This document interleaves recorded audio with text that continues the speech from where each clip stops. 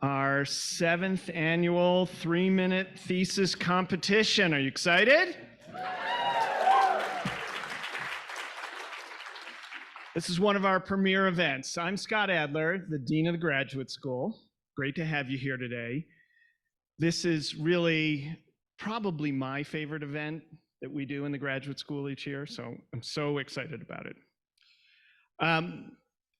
For many of you are graduate students, teach in the graduate school, alums of the graduate school. You know, graduate school is about 6,000 graduate students in 130 different programs. Throughout their time here, the graduate students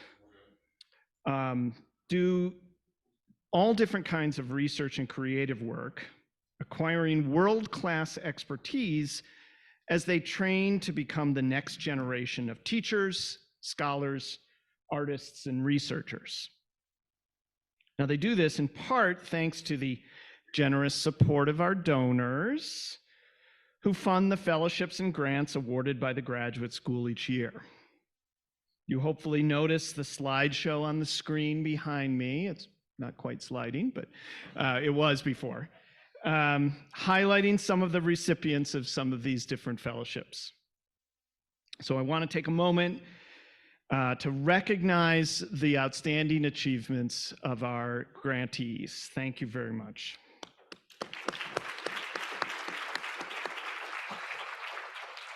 So from astrophysics to dance, our graduate students are pushing the boundaries of their disciplines, and with the guidance of our outstanding faculty, gaining the necessary skills and tools to tackle some of the most complex and pressing issues of our day. One reflection of the excellence of our graduate students here at CU Boulder is that we consistently rank among the top 10 universities in the number of students receiving the NSF Graduate Research Fellowship, one of the nation's most competitive and prestigious fellowships for graduate study. And yet, much of the amazing research flies under the radar and is only fully understood and appreciated by a small group of specialists within their disciplines. In many ways, this is a missed opportunity to advance our understanding of science, the value of research, and the remarkable scholarship going on here at CU. And that's why I love the 3-minute thesis event. It's not only a way for us to showcase their incredible work, but also a wonderful opportunity for students to present the elevator pitch for their research. They do that by summarizing their sophisticated and sometimes obscure research and analysis in ways that is accessible for a general and everyday audience. Learning how to do this is no easy task and requires training and practice. Starting last fall, 25 graduate students began a series of workshops to prepare for this competition. These workshops were focused on storytelling, writing, presentation skills, and even one on improv comedy techniques. As you can see, our 10 finalists competing today worked very hard to get here. Their presentations are absolutely fabulous. Now, let me introduce our MC for today's event, my dear friend, Bud Coleman, who is the Rowe Green Endowed Chair in Theater. Bud will introduce our judges and set the stage for the competition. Welcome, Bud, and thanks for being with us.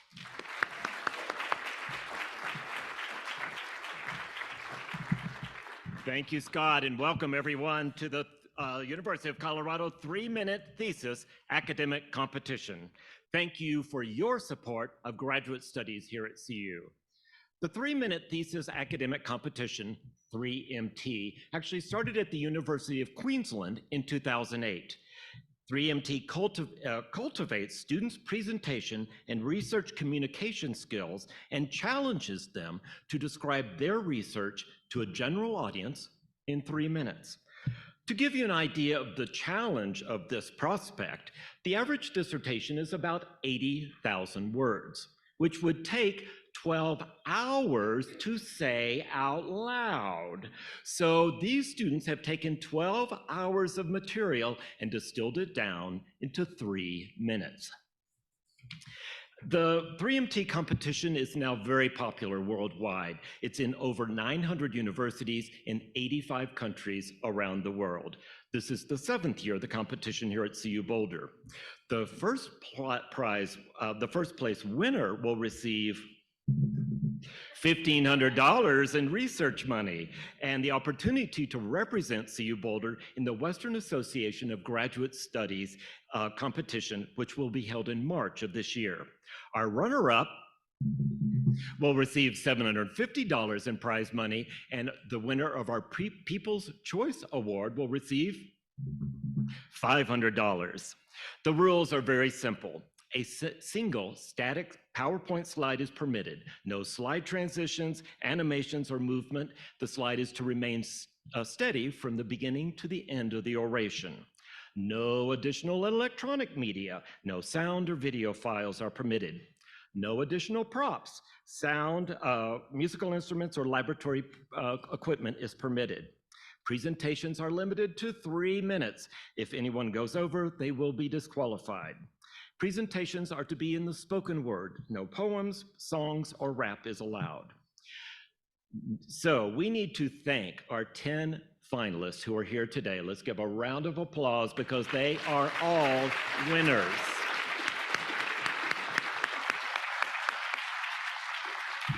On behalf of the graduate school and these amazing presenters, I want to thank you, our audience, both here in person and via Zoom, for supporting intellectual inquiry, scientific discovery, artistic creation, and the dissemination of knowledge to the public. It is now my great honor to introduce our esteemed panel of judges.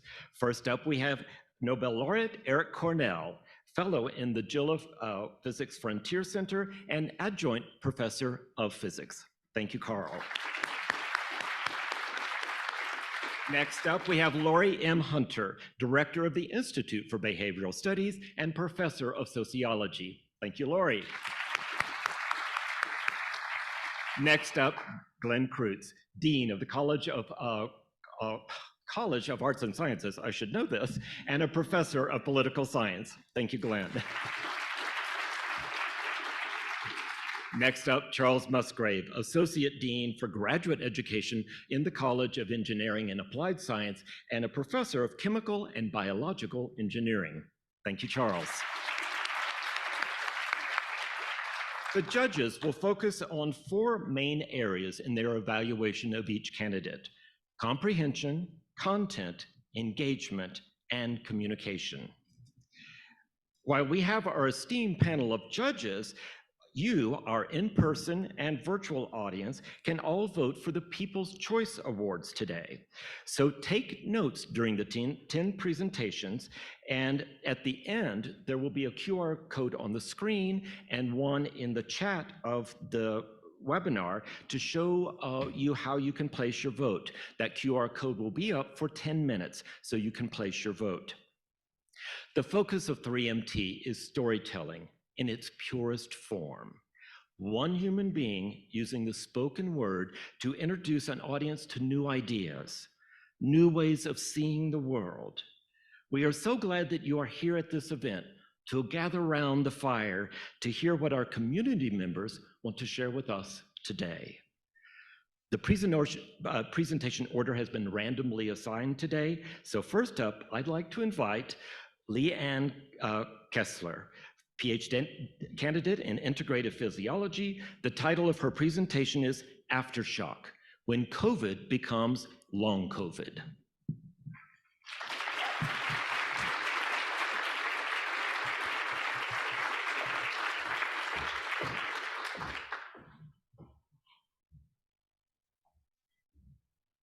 What if you broke your leg, but doctors didn't believe you or provide treatment? They say it's all in your head, and yet your life slows down to a halt. Luckily, in our society, this doesn't happen in the case of a broken leg. However, this was the experience for some people who survived COVID-19, then developed long COVID.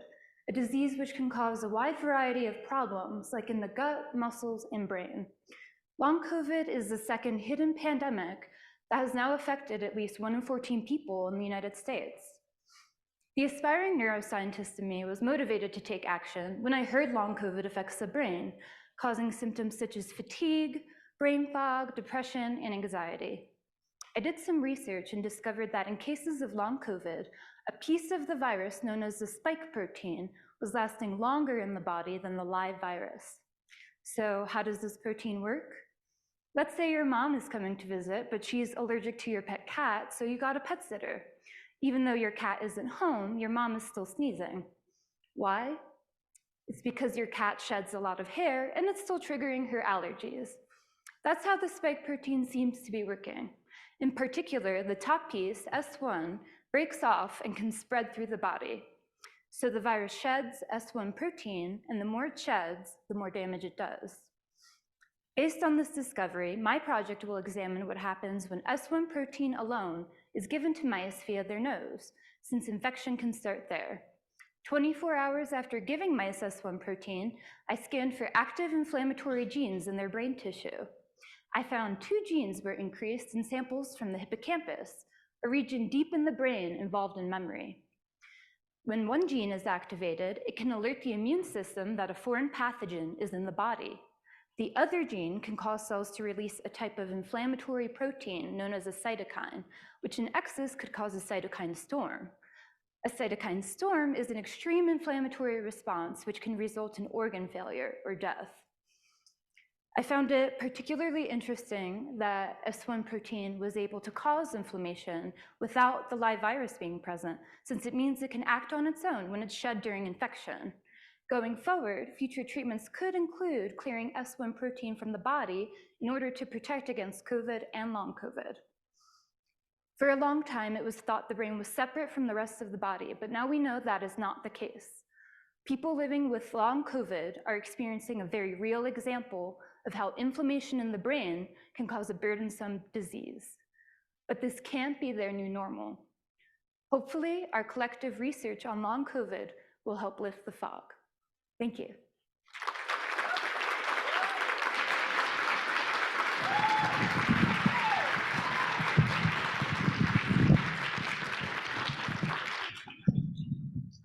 So after each presentation, I'll be asking the candidates a couple of brief questions so that our judges have time to make notes. So Leanna, you're up next. You're up first. So outside of your academic work, you noted that you enjoy hiking and camping. I know we have a lot of hiking enthusiasts in the room, so where do you enjoy hiking? Well, I had a really good experience hiking and camping in Guanella Pass. We went there kind of early once for Memorial Day, so we got hit with a blizzard, but we still had a lot of fun. Spoken like a true Colorado resident. It was a blizzard, but we had fun. Oh my goodness, not me. So I understand that New York pizza is also one of your favorites. Now, first of all, you need to define for us, what is a New York pizza? So if you live close to New York City, I grew up in New Jersey, but I also went to New York a lot. You get the benefits of New York City pizza, which is like a very good type of pizza. Some say it's in the water. It could be the ratio of cheese to sauce. It's just really good. You could have cheese pizza, a lot of toppings, doesn't matter, just really good. Yeah. So like anything from the dollar slice place on up? Yeah, even from like Central Terminal, you get a really good pizza. Yeah. You along with the rats. So is there any place outside of New York that you think has good New York pizza? Maybe the tri-state area. You can say no. Probably not. Yeah. So really just stick to Manhattan. Yeah, and maybe the tri-state area. Okay, all right. So we'll give New Jersey a nod. So you also let us know that you enjoy to sew and craft costumes. What do you make costumes for? I like to make costumes like for Halloween or for fun events, costume parties. Yeah, it's just fun to do a variety of crafting in order to make like a whole ensemble. Yeah. So in Halloween 2023, what would we have seen you as? Probably Poison Ivy from Batman. I think we need a round of applause for Poison Ivy. So I also understand that you enjoy some board games. What are some of your board game go-tos? We really like playing Codenames. It's a good one. That company also makes the game like Galaxy Trucker, which is a pretty intense game, but also still fun. Magic the Gathering, Pokemon, yeah, stuff like that. Oh, even Pokemon. Yeah. Okay. Yeah. So give a hand up for Poison Ivy. Watch out for her playing board games.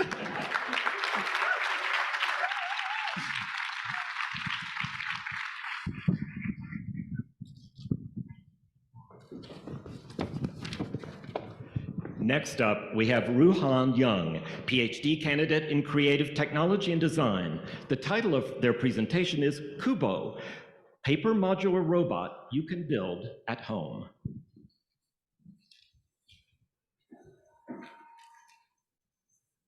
I love hands-on building.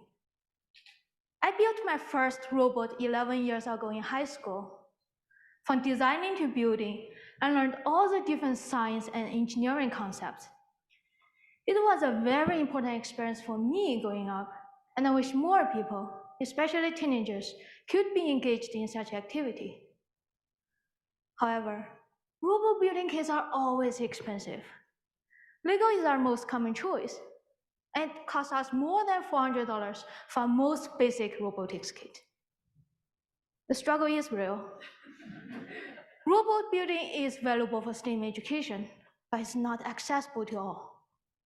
So how can we help with that? How can we make robot building more accessible? It's not just about cutting down the price, but the whole building process should also be approachable. To address this, my research focused on designing Kubo, a set of modular robots that you can make at home out of paper with everyday tools. As shown on the screen, each module can be built out of one single sheet of paper. But Kubos are more than just paper boxes. Each module has its own special function. Here on the top, we have the distance measuring module. It can tell how far away you are from it.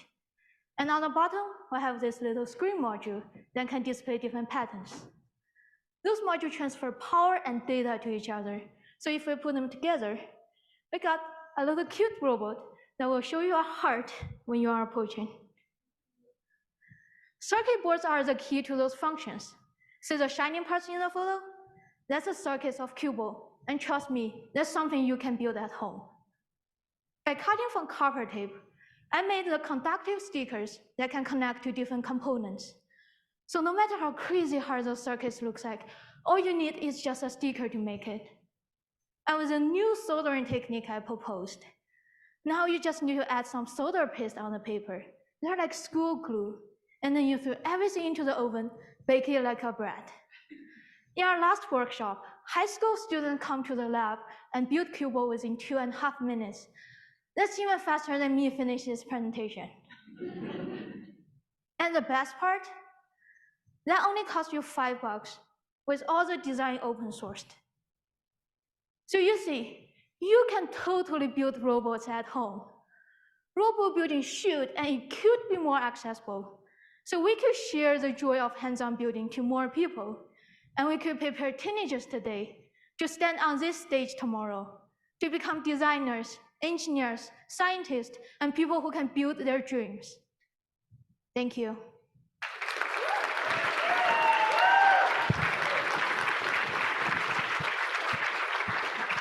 Thank you, Ruhan. Thank you. So I know your undergrad major was in mechanical engineering, correct? Yes. And that you almost became a math graduate student, but you decided to go into creative technology and design. What steered you away from math?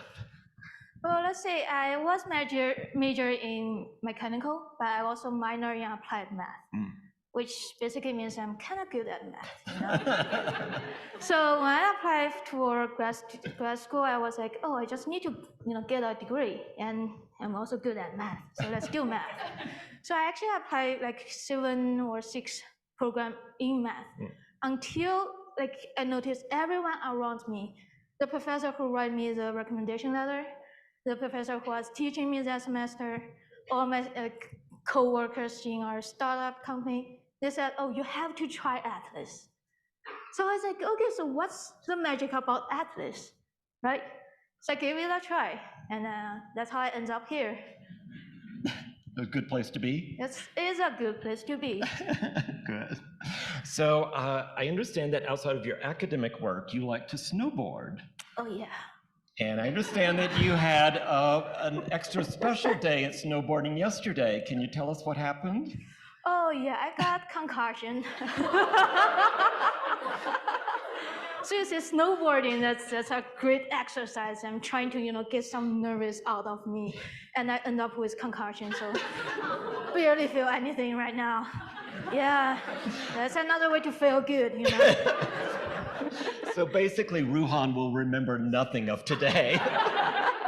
So let's give her a big round of applause to help remember today.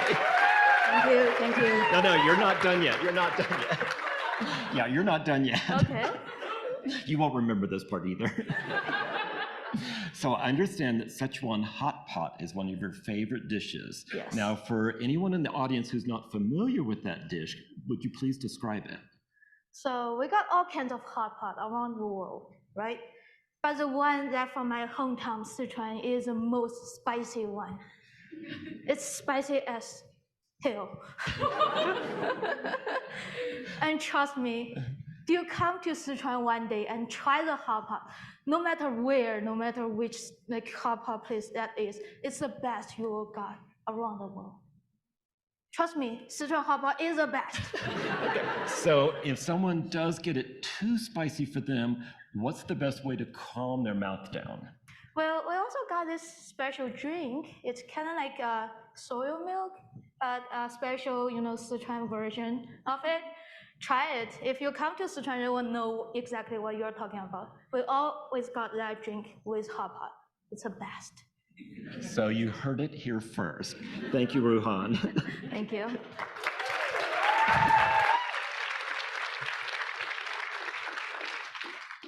Next up, we have Alex Meyer, PhD candidate in aerospace engineering. The title of his presentation is Binary Asteroids and the DART Impact. There are tens of thousands of near-Earth asteroids. About 1 in 6 of those has its own small asteroid moon. It's what we in the business call a binary asteroid. These two asteroids, they typically have unusual shape and they orbit each other very close together. That means the gravitational forces between them are far more complicated than, for example, the Earth and our moon. This means we don't fully understand these systems and their behavior is incredibly difficult to predict. We can't build a lab to study half-mile asteroids in zero gravity, at least not with my funding. So instead, my research uses computer models to simulate these systems in order to better understand them. In 2022, NASA performed the first planetary defense test, and the target was the binary asteroid Didymos. The mission, named DART, involved the spacecraft impacting the moon of Didymos, and the goal was to see how effective we are at changing the orbit of an asteroid. How much of a push can we give it? But in order to answer that question, we need to first build a better understanding of binary asteroids. So these binary asteroids are actually relatively quite small, meaning we can't really see them in any detail with our telescopes. This means it's impossible to know exactly what happened after the DART impact. Instead, telescopes give us just a few pieces of the puzzle, and we're left to fit those pieces together. Fortunately, my models provide context to what the telescopes see. Using these models is like looking at the picture on the box when you're doing the puzzle. So after running thousands of simulations and comparing the results to the limited data we do have, we were able to calculate that DART transferred more than 3 times its own momentum to the asteroid. In other words, a very big push. This means the rocks and debris kicked up by the impact actually gave an extra push to the asteroid, like a free rocket booster. That's good news for planetary defense. Once the dust literally settled, we could take an even closer look at Didymos. New data combined with these models helps us fill in missing pieces of the puzzle and build a more complete picture of what Didymos looks like now. And that's important because we're going back. 3 years from now, we'll return to Didymos to study in depth the effects of the DART impact, and we need to be prepared for what we'll find. Using this research approach, so far we've determined that DART transferred so much energy to the asteroid that the asteroid totally changed shape.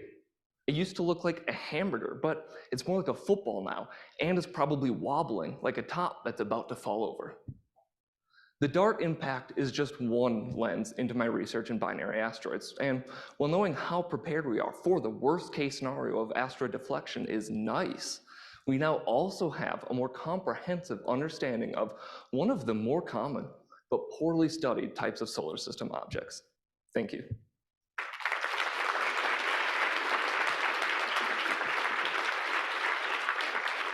Thank you, Alex.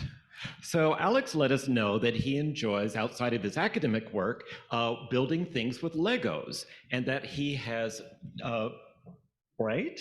Yes, Yeah, that is true. Yeah. You had that kind of look like. No, it's a lot of fun. It's an expensive hobby, though, let me tell you. Yeah. Well, and that you've displayed some of your Lego models at national conventions. That is true. So what have you built? Oh, we built a number of things. So what we're building right now is this idea. We picked a topic and we said, what do we want to build? And the idea that we picked was actually wealth disparity. I know, super light for Legos, right? So the thing that we built is what we've got, like, we split the display in two, and we have half that's like this poor neighborhood, really inspired by like Brazilian favelas, and then we have the other half is like this really nice resort. And we stuck them together, and I thought it was really cool. I don't think the judges really got what we were trying to say, though. And so when you say we, a team of how many people? Oh, this would be me and my two brothers, and then we also build with my cousin sometimes also. And do we know how many pieces were in that? I don't even want to know. No, thousands. Yeah. Okay. What else have you built? Let's see. In my younger days, we were a little bit more whimsical. We built like a prison colony on an asteroid. Super whimsical. Whimsy. Right? Yeah. But that was a fun one to build also. Yeah. But when we were real young kids, that we had across our whole basement a really big city set up. That was a lot of fun. My mom didn't think so much. But yeah, we had a lot of fun on that one. Excellent. So I don't know if you and Leanna have compared notes, but you both like to hike. Yes. So real original for Colorado, right? Yeah, I know. Yeah. But where do you enjoy hiking? Well, I love the Front Range here, Chautauqua, great hiking. But my favorite would be the trails out by Moffat Tunnel, Crater Lakes Trail, fantastic. I backpack up there too sometimes, a lot of fun. Excellent. Now, if Alex and Leanna go on a hike together, they probably better be careful about the subject of pizza. Now, you already heard that Leanna is a very big fan of New York-style pizza. Alex, on the other hand, wrote that, quote, he likes his pizza healthy or greasy, cheap or artisanal, breakfast, lunch, or dinner, vegetarian, vegan, and it scales up really well. It's the most versatile food. Yes. I'm not picky about my pizza in any sense. It's perfect for any occasion. Okay, but Leanna's kind of a purist. I don't want to get into that debate. I enjoy New York pizza as much as the next guy. Okay, we'll let it stay there. Now, our next competitor also likes to read. I understand that you do too. So what are some titles you've enjoyed recently? Let's see, I just finished reading The Dispossessed. Fantastic book, I do highly recommend. Maybe my favorite that I've read, though, would be, it's called the Mars Trilogy, Red Mars, Blue Mars, Green Mars. It's about the colonization of Mars. I'm really into sci-fi. That is a heavy sci-fi book. That's a bit of a slog if you're not really into the subject, but it's also very good. Excellent. Well, thank you, Alex. Thank you.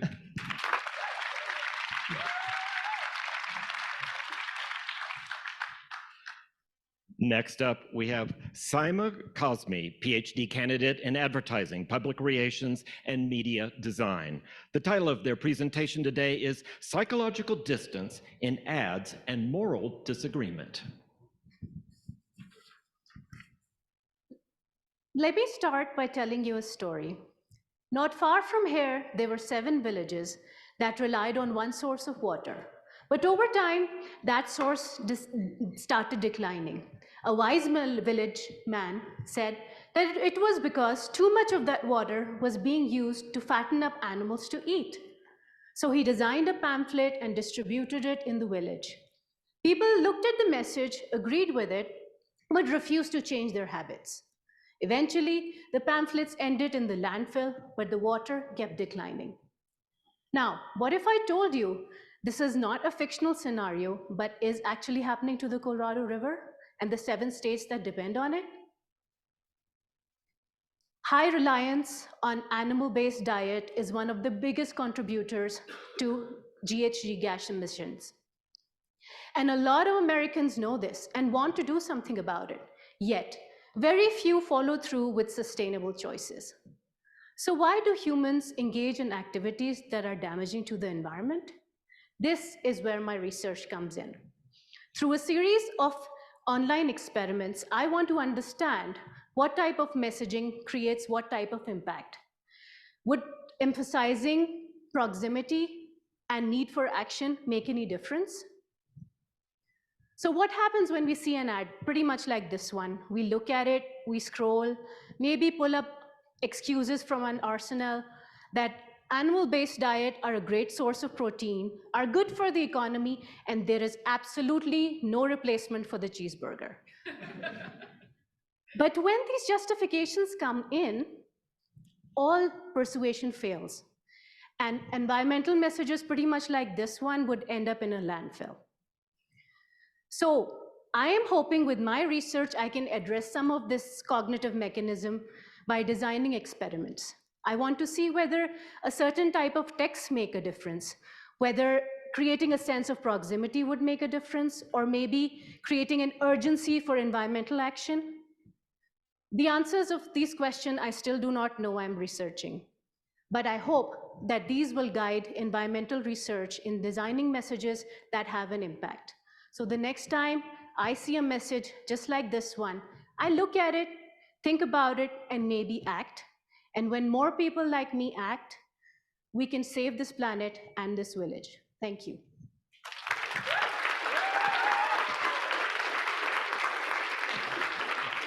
Thank you, Saima.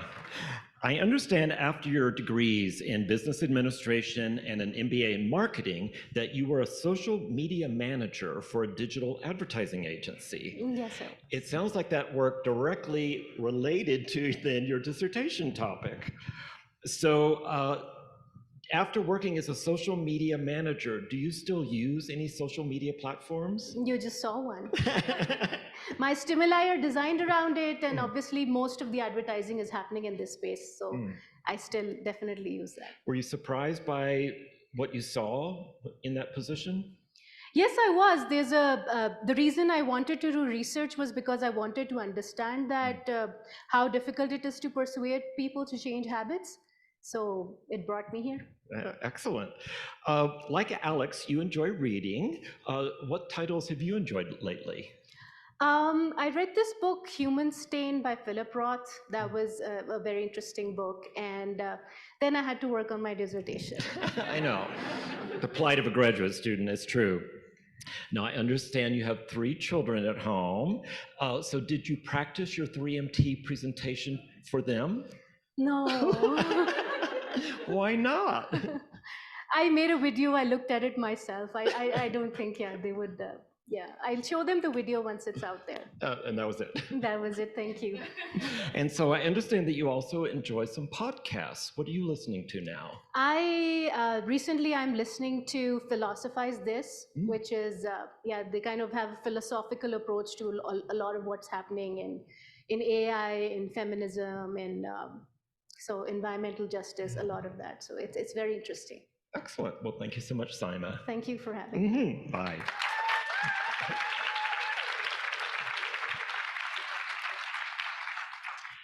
Next up, we have Zachary Schiffman, PhD candidate in chemistry. The title of their presentation is The Urea Molecule, from Fertilizer to Climate Change.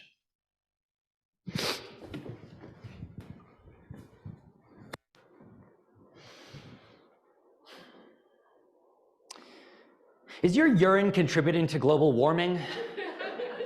Probably not. But a chemical that makes up most of your urine might be. This small molecule is called urea. Urea is a really nutritious fertilizer that we feed to the crops on our farms, and a lot of it. We produce 180 million tons of it every year for human agriculture. The more we use, the more gets emitted into the atmosphere. And yes, it is found in human urine, although it's probably not a major source for the atmosphere.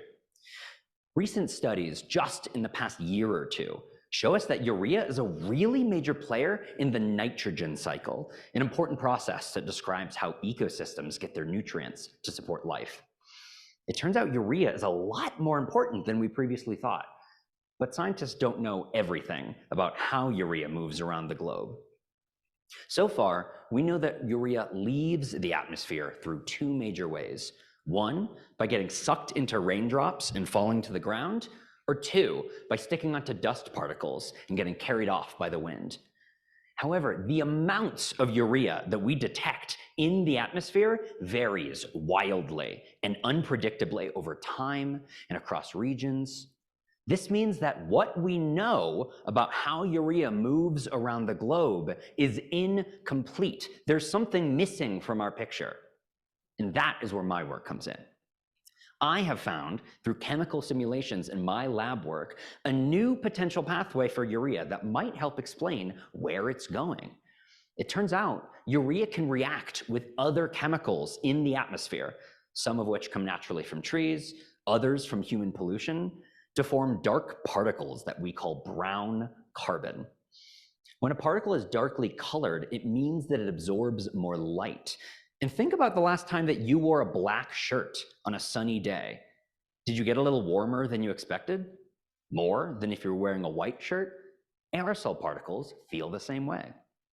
For a long time, scientists thought that most aerosol particles in the atmosphere were effectively white, meaning they would reflect sunlight and lead to a cooling effect on the climate. But brown carbon absorbs sunlight, trapping it as heat, warming the climate. And I found that urea brown carbon absorbs even more sunlight than previously studied brown carbon, which would lead to an even greater warming effect on the climate compared to our theoretical models already. Ultimately, my research has shown that urea can be chemically transformed in atmospheric aerosol into brown carbon. This should be able to help us explain those variances we detect in the amounts of urea all around the globe, as well as provide information about our warming climate. Thank you.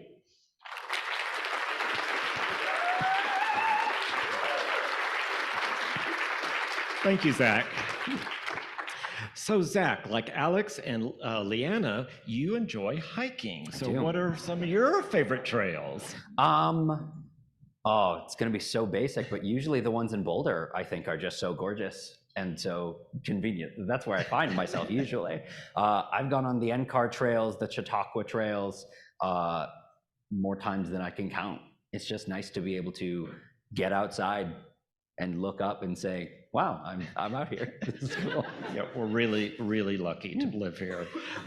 Like Simon and Alex, you also enjoy reading outside of your academic work. What are some titles that you've read recently that you enjoy? That's a great question. I recently was reading a series known as the Beartown series by a Swedish author named Fredrik Backman, which is about a lovely small town that grapples with a lot of community issues that all small communities deal with, like mob mentality and toxic masculinity and, you know, very relatable subjects. And it's lovely. It's very lovely. Well, good. So Zach used to be a ghost tour guide in Colonial Williamsburg, Virginia, and he would lead tours around in the middle of the night and tell ghost stories. Now, how in the world did you find this job? That is a great question. When I was in college, I did a lot of musical theater and stage theater.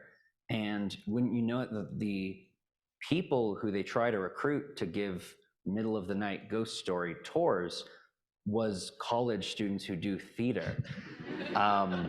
And I happened to fit that Venn diagram pretty well.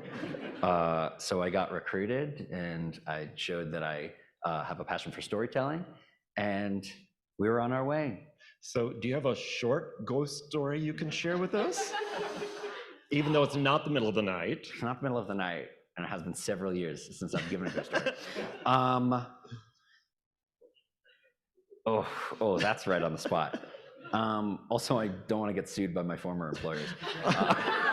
You guys didn't pay for the tour. But there's a lot of excellent content. Go down to Colonial Williamsburg and go see Colonial. Right. So I forgot that It's you spooky, probably. I promise. I forgot you probably did have to sign a non-disclosure agreement. So Zach also likes to bake. What if assuming you have time tonight, what are you going to go home and make? Muffins. It's time to make muffins. My mom's muffin recipe. And what kind of muffins? Chocolate chip, butterscotch chip muffins. Okay. I think we all know where we're going right after this. Zach's house. Thank you, Zach.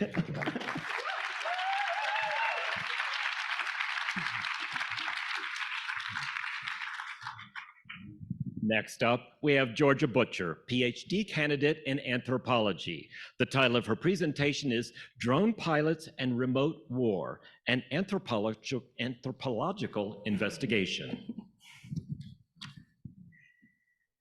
When one of my research subjects said for the first time she thought she got followed to work, my ears perked up. My ears perked up because my research subjects are a highly protected group of individuals who we rarely hear about, but are very, very protected and working on issues of our national security. My research subjects are military drone pilots. And in the early 2010s, when the initial seeds of this research were being planted in my brain, there were two predominant ideas about military drone pilots. The first idea, distributed largely by the Department of Defense, was that drone warfare saved money in American lives while keeping service members on US soil.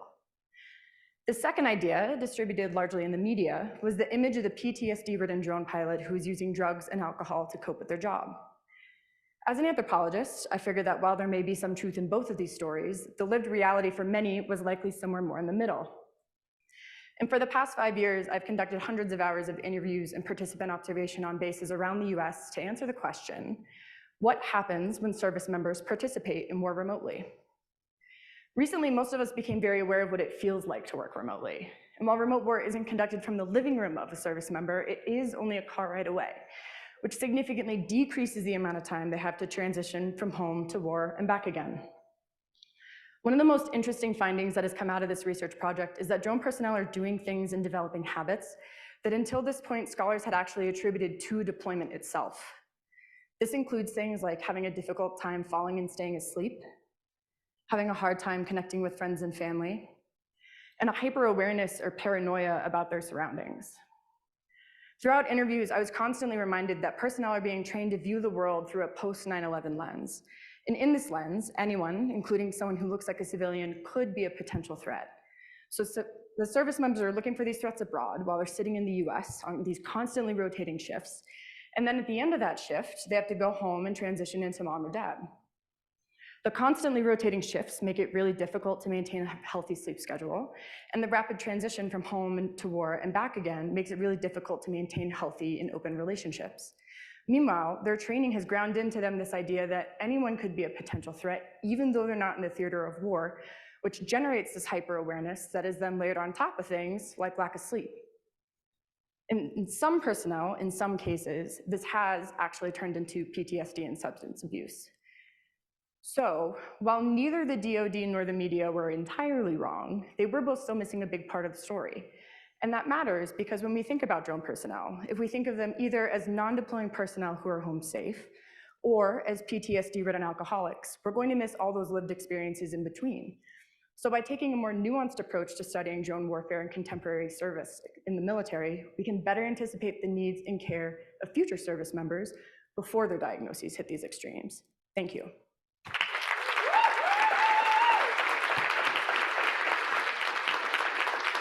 Thank you, Georgia. So prior to coming to graduate school at CU Boulder, you worked in science and technology policy in Washington, D.C. I did. So could you describe that work and what got you into that line? Yeah, I was actually very lucky in that right when I was a senior, trying to figure out what I was doing with my life, I had someone basically say, there's this really cool job opportunity fellowship. It's just 2 years, kind of get your feet wet in the science and tech world. You can figure out if you like living in DC. And I applied and got the job, and it was this amazing opportunity for someone straight out of college to then interact with PhDs and work on really interesting projects for the White House or other federal agencies on whatever their science policy interests were at the time. Cool. Yeah, it was a blast. So do you see yourself moving back to DC? Potentially. We'll Ah. see. Yeah. We'll see. And just a side plug, CU has a fabulous program for undergraduates, CU in DC, which is an internship program where they can work and study in DC for a semester. So a little It's a plug. very cool program. Yeah, it's very cool. Like Saima and Zach, you enjoy reading outside of your academic work. What are some recent titles you've enjoyed? This feels like I'm really, but anyone else in here? A Court of Thorns and Roses. I feel like it's the only thing I can digest right now when I finish writing for the day. It's all good, no judgment. Yeah. I'm not going to summarize it. Okay, that's all right, that's all right. Now, as you've heard, Leanna and Alex are big proponents of pizza. Mhm. You, on the other hand, wrote that your favorite food is a good cheeseburger. Yes. So please define for us, in your world, what is a good cheeseburger? Oh, that feels like a loaded question because I don't really discriminate. I just love when you have a good burger to bun to cheese to tomato lettuce ratio. Too much bread is just, it's hard. It's all right. That for me is, So, there's a good white ratio. flour, wheat flour? I prefer white, toasted with a little butter. There we go. So- There we go. Okay. So if we're going to have the food wars of pizza versus cheeseburger, how do you stack the deck? I mean, it was said in the presentation earlier, you can't replace a good cheeseburger. So. And we'll leave it there. And scene. Thank you, Exactly. Georgia. Thank you.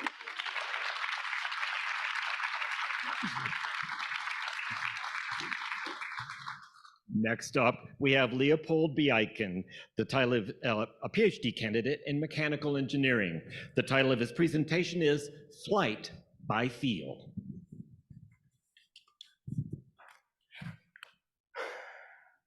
Most of us have been on an airplane at some stage in our lives, and some of us have had the uncomfortable experience of turbulence during flight.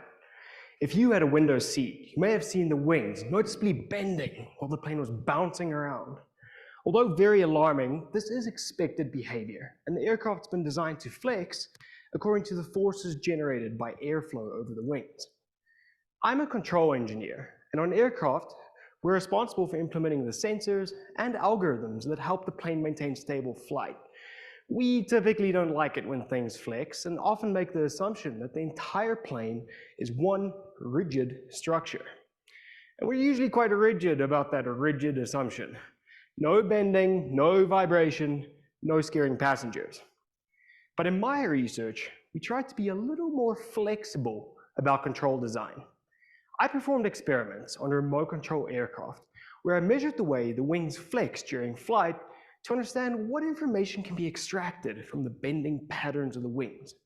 Since both wing bend and turbulence are caused by unsteady air in the atmosphere, we hypothesized that by measuring the way the wings bend, we could uncover the atmosphere's silent forces acting on the aircraft.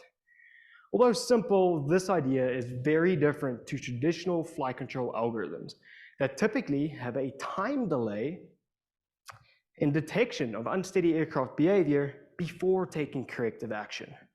With our method, we can measure wing deformations in real time before unsteady air has had the opportunity to impact flight, allowing us to correct for turbulence much more effectively.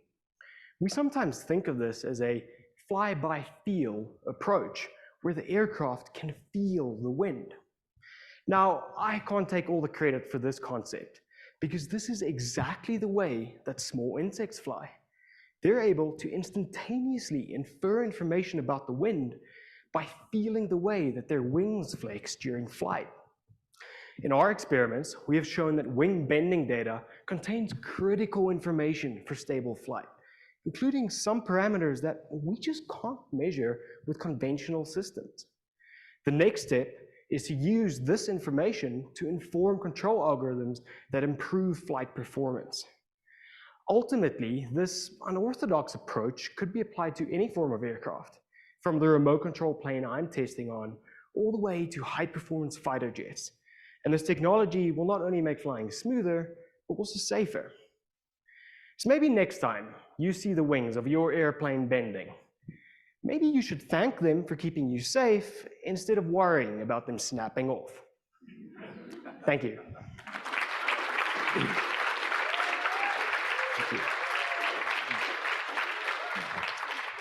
Thank you, Leopold. I will try to remember that because I'll actually be in a plane tomorrow. So I'll look out and go, it's okay, it's okay. So just to continue the food war theme that we have going on, your favorite food is grilled ham and cheese.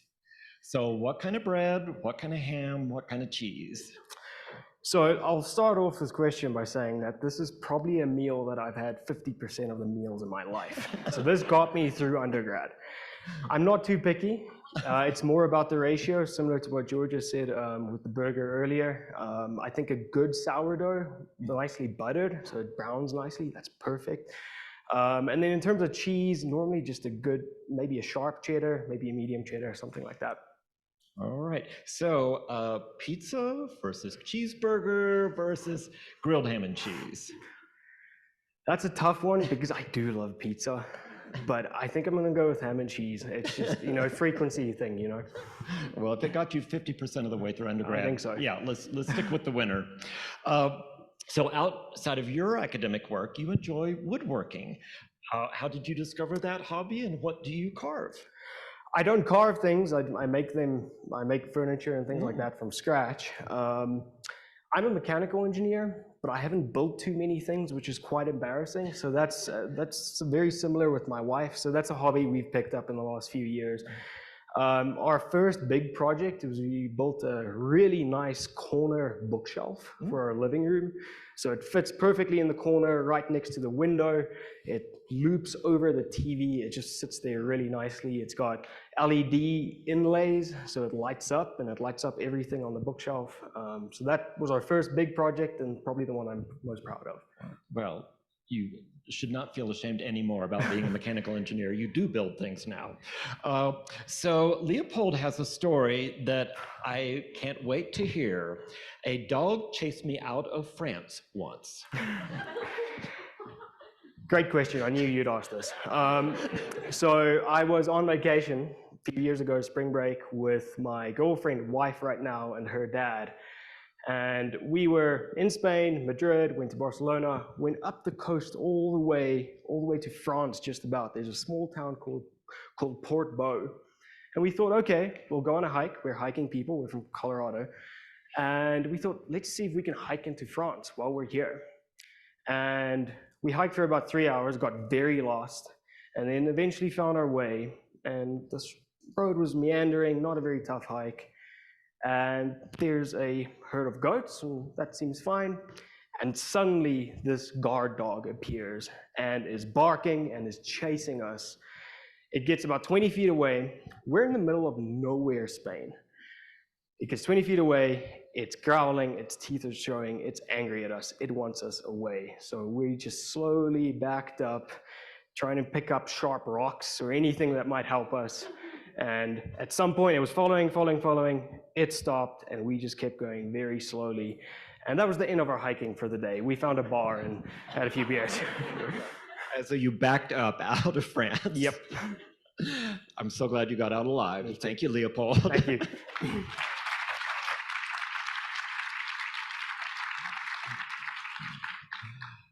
Next up, we have Emma St. Lawrence, PhD candidate in media studies. The title of their presentation is To Seek Newer Worlds, Mediating Reality in a Time of Plague. I'm going to ask you all a question, and I need you to answer honestly. Show of hands, how many of you recognize this blonde bombshell in the center? All right, that's about what I thought, and you're all in very good company. Because over a period of just 10 days in March 2020, over 34 million Americans streamed Tiger King on Netflix. It was part of an almost 20% jump in streaming activity just from March to April of that year. And this one show became a phenomenon less because of what it was than when it was. This was the start of stay-at-home orders, the moment in which the pandemic became real for many of us. Locked in our homes and uncertain of our futures, we clung to consolation anywhere we could find it. And for me and 34 million of my closest friends, that included the world of Joe Exotic, as well as thousands of other stories we watched, listened to, and read. As a media scholar, my work is all about how we use stories, not just as entertainment or escape, but as transformative tools through which we can process emotion, explore new ways of being, and grapple with these seismic shifts in our reality. And after 3 years of interviews, digital ethnography, and media analysis, this one truth remains. When it comes to making sense of a senseless world, stories can be our most powerful tools. Because when we engage with narrative media, we open a door beyond the boundaries of our own lives. And in the mediated space beyond, we can find promise and possibility, experiences so powerful, they echo into the physical realm. Recent discoveries around mirror neurons show that our bodies react to media as if we were physically living it. Take a hug, for example. Whether reading a description on a page or watching it play out on screen, neurons in our brain light up exactly as if we were being embraced ourselves. And this effect isn't limited to physical sensation, but emotions and attitudes, all materialized in our own bodies. The more we know about this, the harder it becomes to draw a strict line between the stories that we live and the physical realities we dwell in. They're entangled in our very cells. That's why in a pandemic, media matters. In my work, I show that in times of turmoil, we can strategically seek out stories that will serve as proxies for things we long for but lack within our own lives. Whether it's the grand adventure of high fantasy, the comfort of a beloved character, or just a place where we can imagine what our lives should look like in the wake of what we've lost, each of us should feel empowered to mine meaning from media and rewrite our own stories in the process. In the end, what matters is not the objective or physical reality of these media worlds, but the verity of the experience. And the power of these stories, wild and wonderful and Joe Exotic as they may be, to remind us how to live, even in the darkest of our times. Thank you.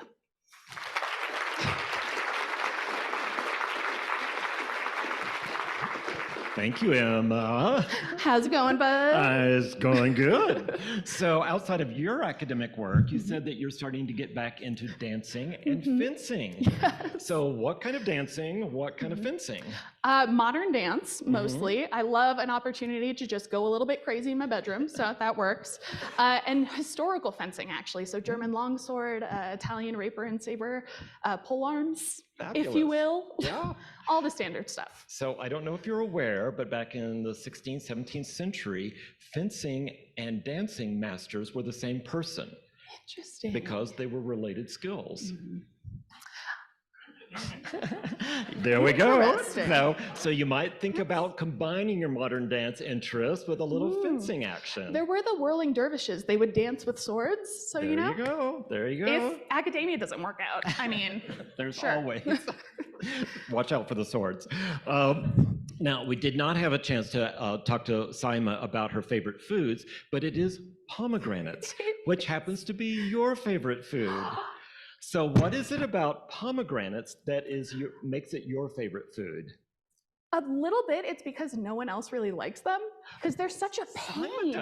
That's true, soulmates. But they're such a pain to open, but I love it. And they're great as a weapon if you're in a pinch, great mythological ties. It's a really do-it-at-all fruit. Who knew? I never looked at a pomegranate and went, oh, it's a weapon and a food group. That is kind of how I view the world in terms of what can I eat, what can I fight? Okay, all right. Well, I think we'd all agree, part of the, joy of the pomegranate, it is work to get it, and therefore we enjoy it more because we had to work for it.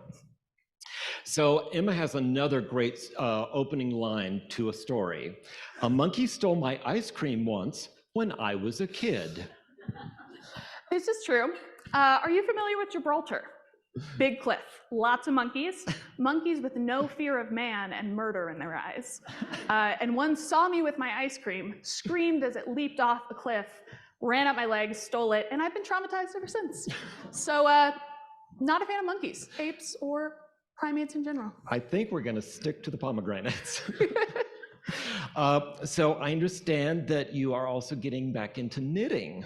I am, I'm not very good though. That's okay. So what have you knitted so far?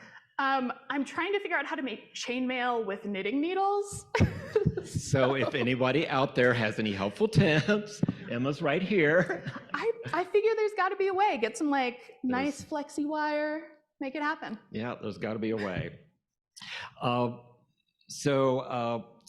Well, in addition to chainmail, anything else you want to knit? A suit. Like a nice 3-piece suit would be dope for my defense. That would be dope. Mm-hmm. So when is your defense? Currently April Fool's Day, which, That's really soon to knit a suit. We'll see. It'll be lots of long nights watching TV. Well, you said you're also learning to draw. So maybe, just a hint, maybe just draw the suit for the defense, then make the suit after. Fair enough. How's that? Thank you, Emma. I respect your restraint. Thank you so much.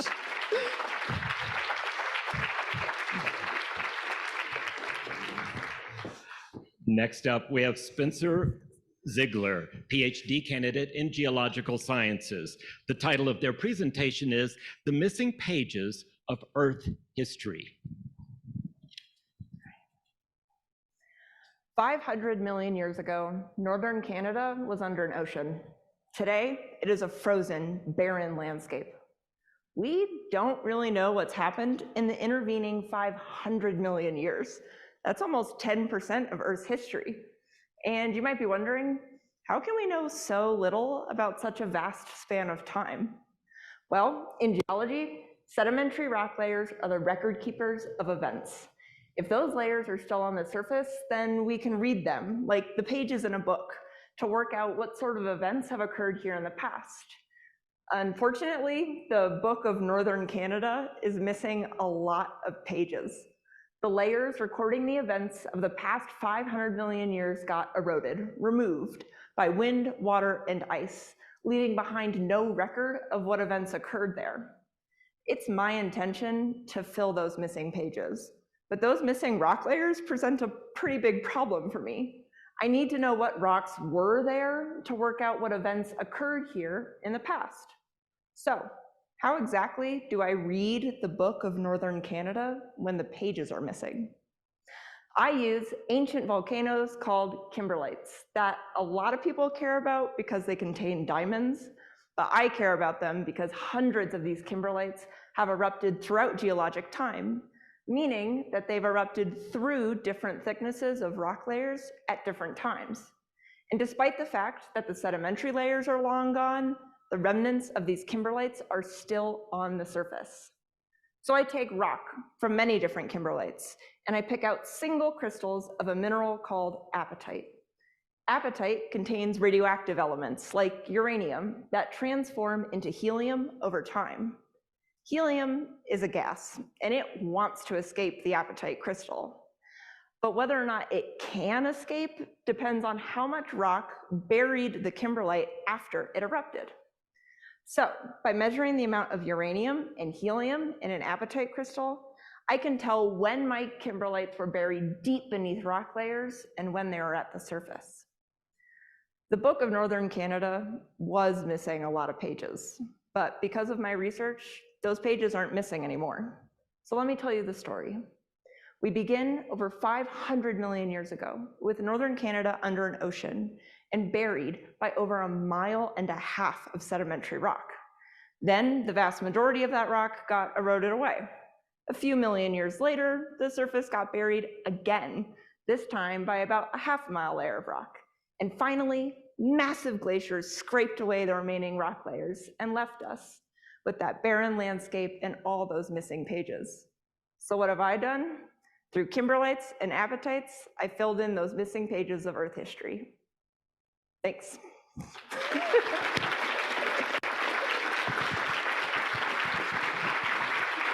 Thank you, Spencer.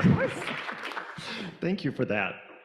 So outside of your academic work, like Emma, I know you enjoy knitting. I do. So what do you enjoy knitting? Oh man, I only like to knit scarves. I just love a rectangle. What can I say? I sit there and knit the same thing. Well, so maybe once Emma drafts their three-piece suit, if we can figure out how it's all rectangles, maybe you can contribute to the three-piece suit. I got there you. We go. There we go. Got you covered. So I understand that you do a lot of volunteer work for Safer Streets, Better Broomfield. I do. Could you describe that for us? Yeah, so Safer Streets, Better Broomfield is a local nonprofit organization that works to increase like pedestrian safety, biker safety. If you wheel, if you roll, if you're pretty much anything but a car, we've got your back.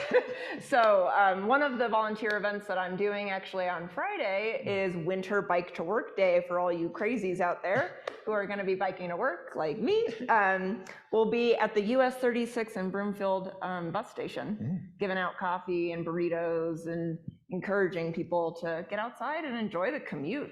Well, I think it's supposed to be kind of nice on Friday, isn't it? I haven't even checked because Okay. it's gonna happen no matter what. It's gonna happen anyway. Yeah, exactly. Got it. So I understand that you challenge yourself and others to also shop with your bicycle. So how do you plan ahead so that you don't buy too much that won't fit in your basket? I just carry a lot of bags with me. I'm not sure that I'm very good at planning.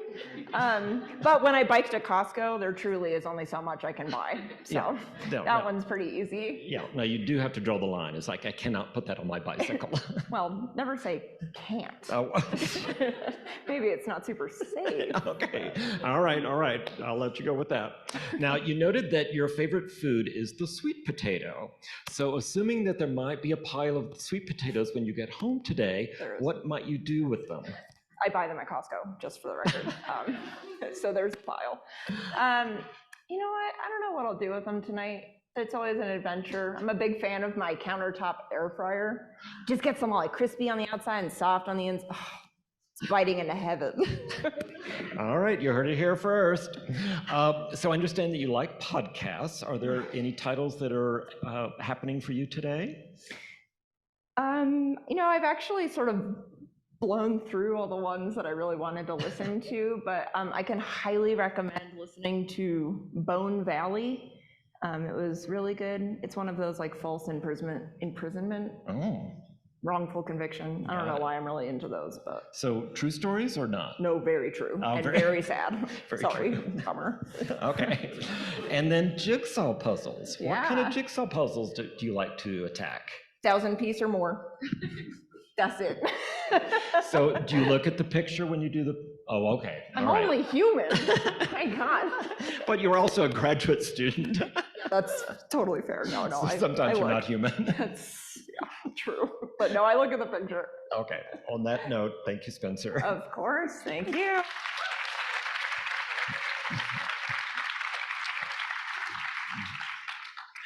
Next up, we have Akib Tabrez, PhD candidate in computer science. The title of his presentation is Building Trust and Reliance in Human-Machine Teams via Transparent Algorithms.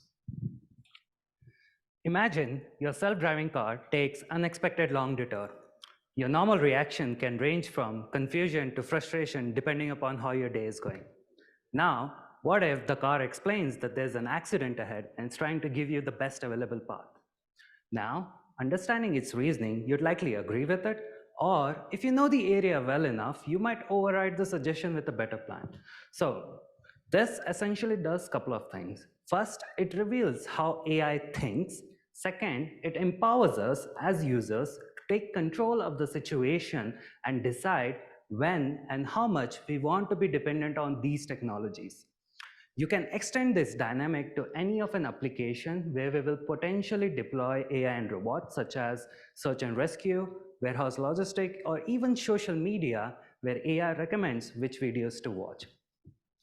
So therefore, my research looks into how we can enable these technologies to explain the reasoning back to us such that we can appropriately trust and rely on them. This is extremely challenging because most of the modern algorithms that are deployed in these technologies are opaque in reasoning even to the expert who designed them. That is, We do not know how these robots make decisions or when they would fail. And when we are working with people, they bring these psychological tendencies and biases with them. For example, in one of our studies, we had people playing this collaborative game with a robot. And what we found that people often ignore robot suggestion when they are confident about their own suggestion. This happened even after we told them that the robot is an expert and there to help them. We even went as far as to put a smile on the robot to make it more friendlier. But when the robot explained its reasoning, people listened and they were able to complete the game successfully. In another separate study with the drone-guided navigation, people were not confident about themselves, so they started to overtrust the drone initially. But when we showed the drone's reasoning visually, they started to critically evaluate its suggestion and made independent decisions when they doubted its suggestion. So the major takeaway here is explanations build trust and leads to better teamwork. Going forward, we know that people are prone to misusing these technologies, which is going to become even more prominent with technologies like ChatGPT powering more and more product. My research makes these technology more understandable and transparent for the people. In the future, we don't want people to be beholden to these systems. We want the future where these machines empower people and bring out the best of both humans and machines. Thank you.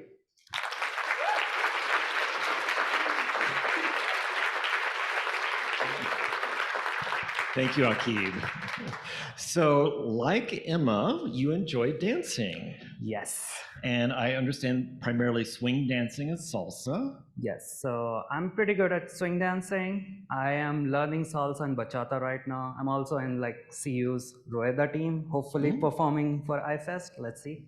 Excellent. And so where do you go to cut a rug? What do you mean by that? Oh, where do you go to practice your dancing? So generally, like we have a CU swing club here, but Mercury Cafe in Denver is really good when it comes to jazz music. They have live music every Sunday, so it's really fun. I have like few friends here who come with me also with dance. Excellent. Here, So yeah. on Sundays, we could find you there. Yes. Yes. Most of the times. Excellent. Before coming to Boulder for graduate school, I understand that you had the opportunity to be a social fellow in the Yuva Perma Yatra program. So please describe for us this 1 week bus tour in the Himalayas. So yes, so this was an incredible experience. So I was chosen to travel around to visit some local villages, and these local villages have these unsung heroes who are basically trying to do cool engineering work which would not be heard of, and trying to help out the people. Like there is a school just for underprivileged people, children, and they're just making so innovative curriculum for them, which I never had when I was growing up, even though I was from like suburban city. So that was like a really cool experience. I get to tour around a lot of different cities, meet these people who are working on the ground and learn from them and see how difference they're making. Excellent. Sounds like an amazing program. Like Zach, Alex, and Leanna, you enjoy hiking. What are your go-to hikes? Yeah, so when I'm stressed, generally Bear Peak. But generally, yeah, so I like to do winter hikes. So mostly like Condry Peak or like Bierstadt, those are my winter hikes. And recently I did Seven Sisters in UK, which was also really good. Excellent. That sounds great.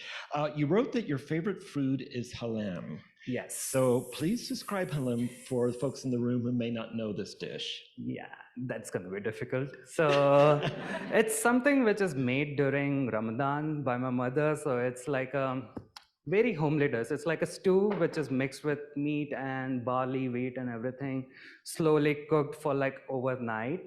And it's the main thing behind it is like it is served during the Ramadan at the end of your fast. So it's more about people coming together and eating it together. So that's the reason it's like one of my favorite food, and it's also very comfort food. Oh, excellent. Sounds amazing. So I understand you enjoy watching movies. Yes, Are there some titles that you have particularly enjoyed lately?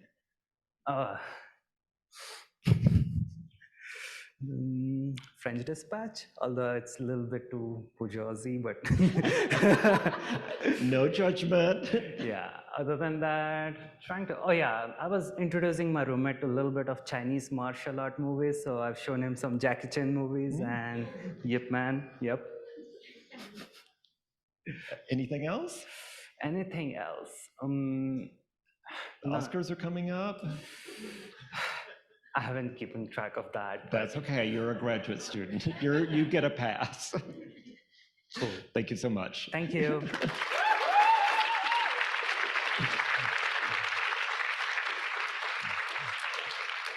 Let's give a huge Boulder round of applause for our 10 amazing contestants.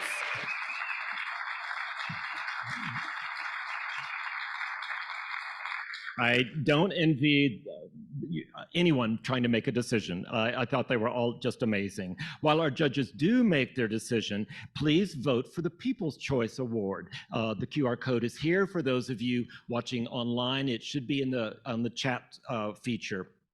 This will be available for the next 10 minutes. So please vote.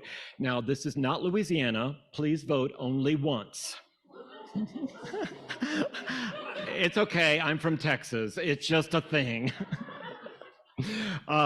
Thank you so much for your attendance. In a couple of minutes, that magic wall will disappear and there will be food and beverage behind the wall. So please grab an appetizer, some sparkling cider, while we take a short 15-minute break. Thank you all so much for being here. And once again, another big round of applause for our 10 amazing contestants.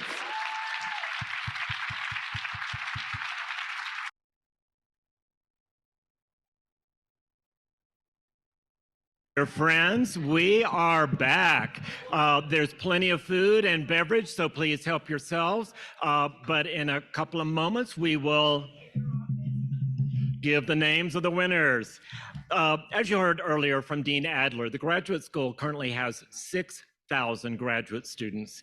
So if you multiply the genius of the 10 presenters that you heard today times 545, that equals 6,000 incredibly talented human beings that we count as the graduate students of the University of Colorado. So let's give a round of applause for that 6,000.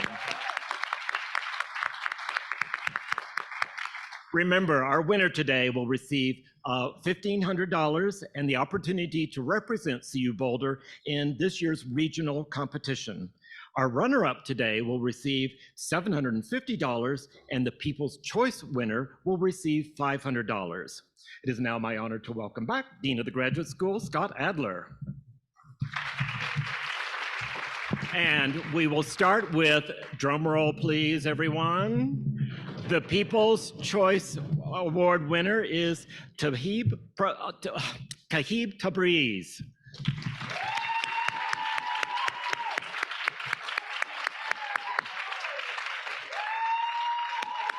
Yeah, come on up.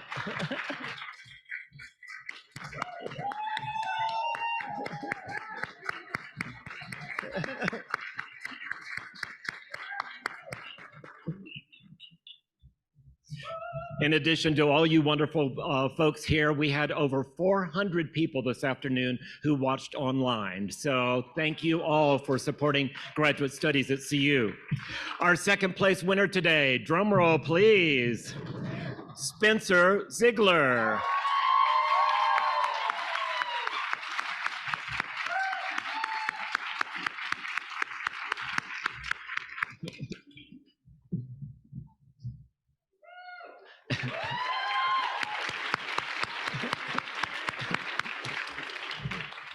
And the winner of the 2024 University of Colorado 3MT competition winner today is Zach Sheffman.